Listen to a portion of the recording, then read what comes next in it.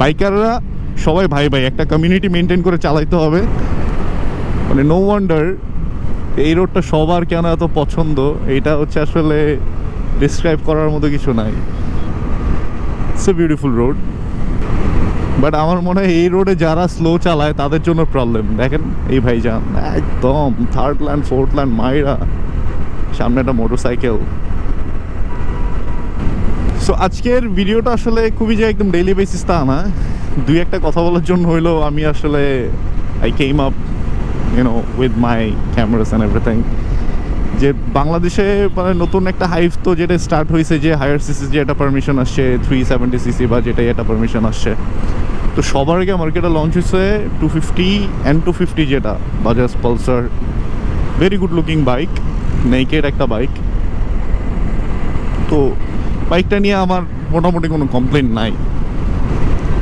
তো আমার কথা হচ্ছে, যারা বেসিক্যালি বলে হ্যাঁ যে হায়ার সিসি চলে আসছে পারমিশন দেশে, হ্যাঁ তো এইসব R15 CBR এর কোনো বাদ থাকবে না,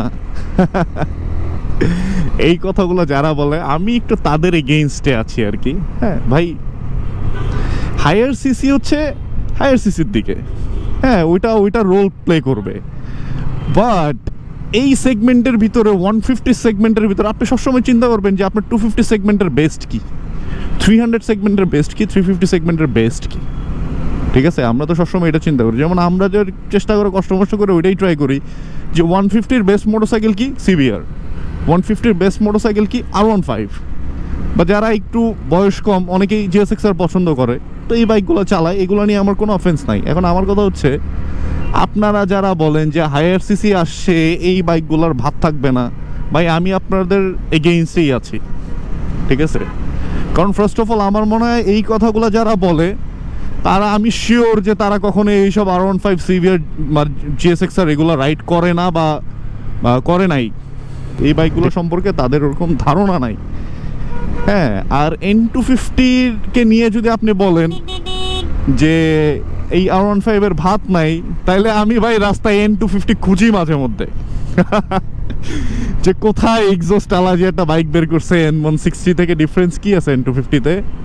তো আমি না রোডে আসলে খুঁজি যে N250 কোথায়।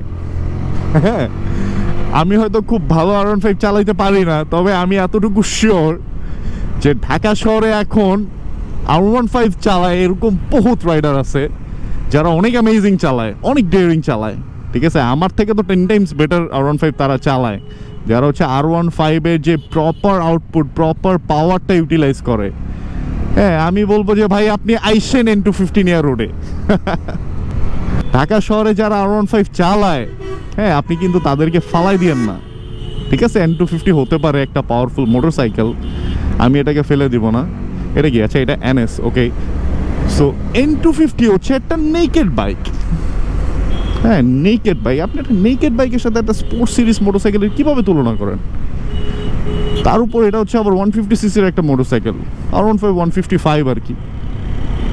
হ্যাঁ, তো N250 কখনোই R15 এর ভাত খাবে না ভাই। যারা R15 পছন্দ করে তারা R15ই চালাবে, আর যারা N250 কেনে তারা N250ই কিনবে। ভাই আপনাদের N250-র থেকেও 2-2.5 লাখ টাকা বেশি টাকা দিয়ে আমরা R15 কিনি।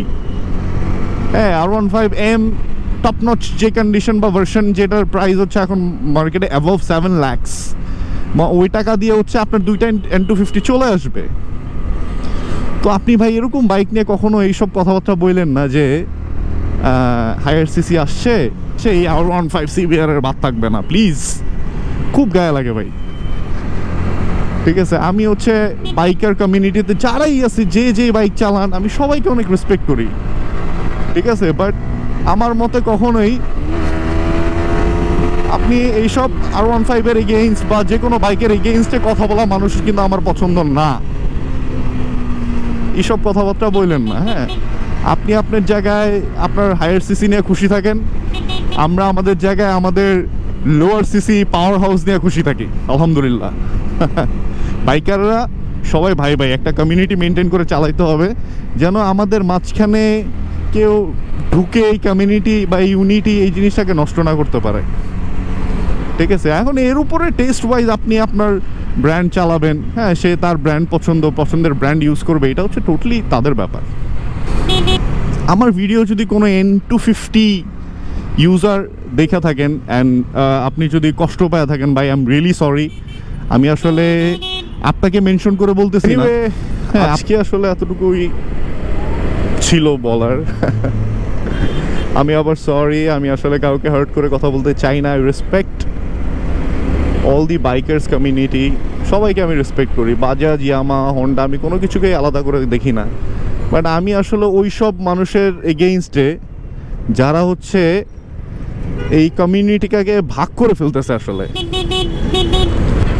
তো যাই হোক, চলে আসছি উত্তরাতে, ছোট্ট একটা কাজ আছে 9 নম্বর সেক্টরে, শেষ করে চলে যাব বাসার দিকে। So thank you so much everyone for watching this video.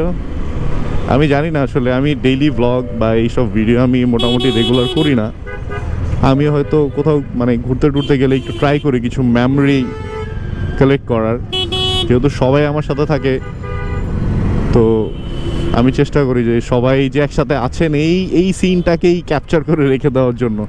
তো এইটার জন্য আমার মনে হয়েছে যে YouTube is a very good platform, ফ্রিতে আপনাকে মেমোরি রাখতে দিতেছে। সো আপনি রাখেন, সমস্যা কি ভাই? কোনো তো সমস্যা নাই।